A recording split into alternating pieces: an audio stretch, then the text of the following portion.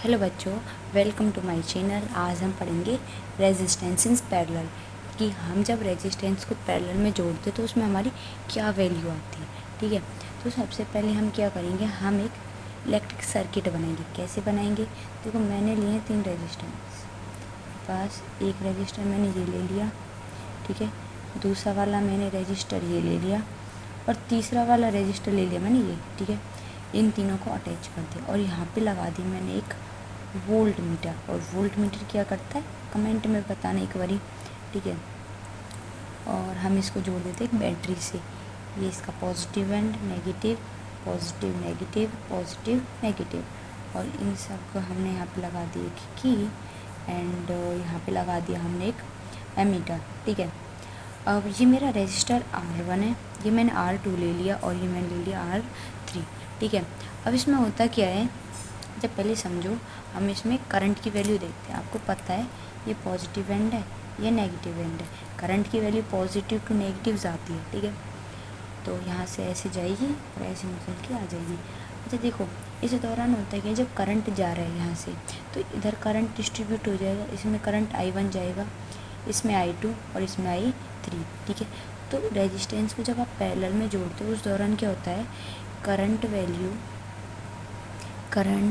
Will become different. Current की value कैसे हो जाती है, अलग अलग हो जाती है, ठीक है। लेकिन डिफरेंट किस चीज़ पे आता है, बट डिफरेंट इन किस चीज़ पे आता है, बट सेम हो जाते हैं, सेम इन वोल्टेज की जो आप वोल्टेज दे रहे हो वो आपकी सेम हो जाती है, ठीक है।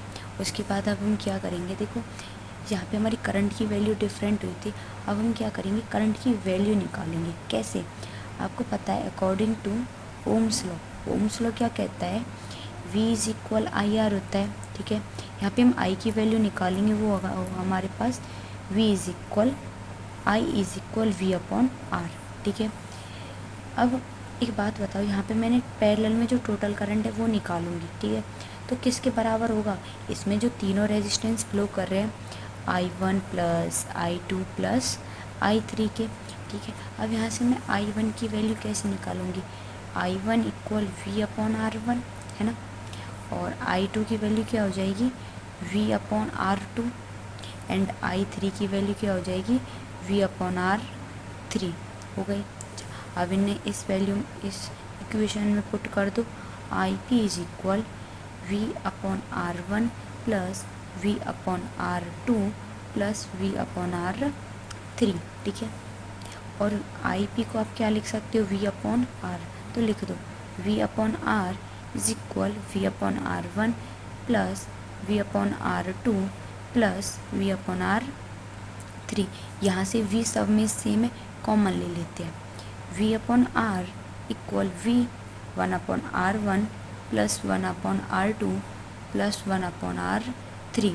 V से V यहाँ कैंसिल हो जाएगा, तो हमारे पास क्या आंसर आएगा, 1 upon R of parallel is equal 1 upon R1 plus 1 upon R2 plus 1 upon R3। तो हमारे पास क्या निकल के आ जाएगा, जब हम रेजिस्टेंस को पैरेलल में जोड़ेंगे, 1 upon R1 plus 1 upon R2 plus 1 upon R3। जब मैंने आपसे पूछा था कि वोल्ट मीटर क्या करता है, कमेंट में आंसर ज़रूर देना। Bye bye.